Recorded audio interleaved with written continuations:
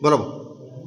पलूस कडेगाव विधानसभा मतदारसंघाची निवडणूक उद्याच्या 20 तारखेला या ठिकाणी मतदान होते आणि या निवडणुकीच्या निमित्तानं प्रचारासाठी आम्ही या ठिकाणी मतदार बंधू भगिनींना या ठिकाणी आग्रही विनंती करतो.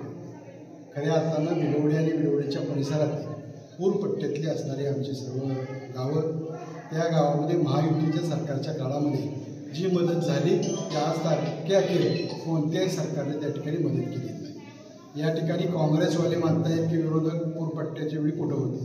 त्यांना माझा सवाल आहे की आम्ही केलं नाही, ती फक्त एकच केलं नाही, पोस्टरबाजी, फोटोबाजी, चमकोगिरी आम्ही केली नाही. आम्ही जे केलं या पूरपट्ट्यातल्या प्रत्येक शेतकऱ्यापासून कुटुंबापर्यंत प्रत्येकाला मदत करण्याचा प्रयत्न या ठिकाणी महायुतीच्या सरकारच्या काळामध्ये देवेंद्र फडणवीस साहेब मुख्यमंत्री होते, मी स्वतः जिल्हा परिषद अध्यक्ष होतो, या ठिकाणी जिल्हा परिषद सदस्य सुरेंद्रभाई वाळवेकर होते.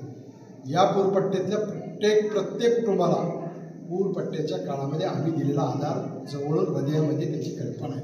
तुम्ही काय म्हणता याला फार महत्त्व नाही. तुम्ही गेली 40 वर्ष या ठिकाणी सत्ता बघताय. 40 वर्षामध्ये या पूरपट्ट्यातल्या लोकांना पुरापासून संरक्षण देण्याची भूमिका तुमच्याकडून घेतली गेली का? या पूरपट्ट्यामधल्या ज्या घरबाधित झाली 55,100चं अनुदान आपण दिलं.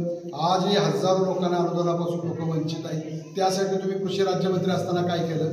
तुम्ही आज आघाडीच्या सरकारमध्ये तुम्ही स्वतः मंत्री होता, त्या काळामध्ये तुम्हाला करता आलं नाही. म्हणून माझ्या या ठिकाणी आपल्या वतीनं जाहीर त्यांना आव्हान आहे, जे तुम्हाला करता आलं नाही त्याच्याप्रती तुम्ही या ठिकाणी मतदान मागायला तुम्हाला अधिकार नाही.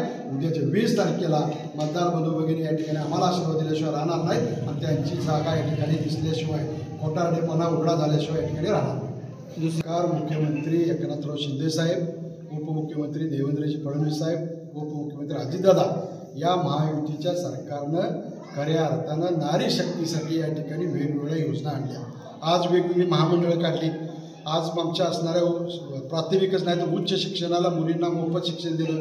मुलगी जन्माला आला की तात्काळ तिच्या खात्यावर पैसे जमा केले जातात. आमच्या महिलांना 50% एसटीमध्ये सवलत दिली. विविध योजनांच्या माध्यमातून विशेषतः माझ्या असणाऱ्या दलित आणि समाजातल्या आमच्या सर्व माता भगिनींना या ठिकाणी वेगवेगळ्या माध्यमातून मोठ्या प्रमाणावरती निराधार योजना असेल, लेक लाडकी बहिणीची योजना असेल. आज या ठिकाणी 1500 रुपये सरकार देत आहे. येणाऱ्या इलेक्शननंतर 21 रुपये या ठिकाणी सरकारच्या महिलांना देऊन त्यांना स्वतःच्या पायावर सक्षम करून येणाऱ्या काळामध्ये त्यांच्या 2 हाताला काम, रोजगार उपलब्ध करून देण्यासाठी आम्ही या ठिकाणी कटिबद्ध आहोत. हे या निमित्तानं आपल्याला सांगतो.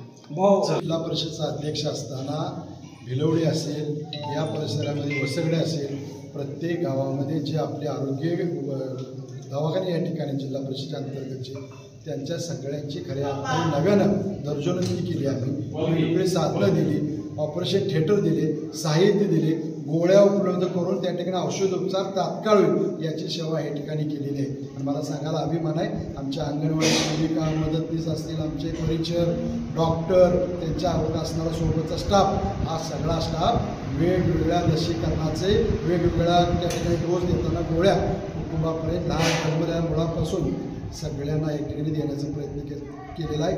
इथून पुढच्या काळामध्ये ही व्यवस्था अत्यंत सक्षम आम्ही या ठिकाणी करू. शारपड जमिनीसाठी वेगवेगळ्या उपाययोजना केल्या. आपल्याला कल्पना असेल 1995ला स्वर्गीय संपतराव देशमुख अण्णा आमदार झाले. पहिल्यांदा ड्रोनद्वारे सर्वे या महाराष्ट्र सरकारनं या पूरपट्ट्यातल्या क्षारपड जमिनीचा त्यावेळी केला होता. त्यानंतर गेली 20-25 वर्ष या राज्यकर्त्यांनी त्याच्याकडे जाणीवपूर्वक दुर्लक्ष केलं ही वस्तुस्थिती आहे. येणाऱ्या काळामध्ये केंद्राच्या आणि राज्याच्या माध्यमातून 1 गुंठा सुद्धा जमीन या ठिकाणी क्षारपड राहणार नाही, हा आमचा या ठिकाणचा प्रोग्राम असेल.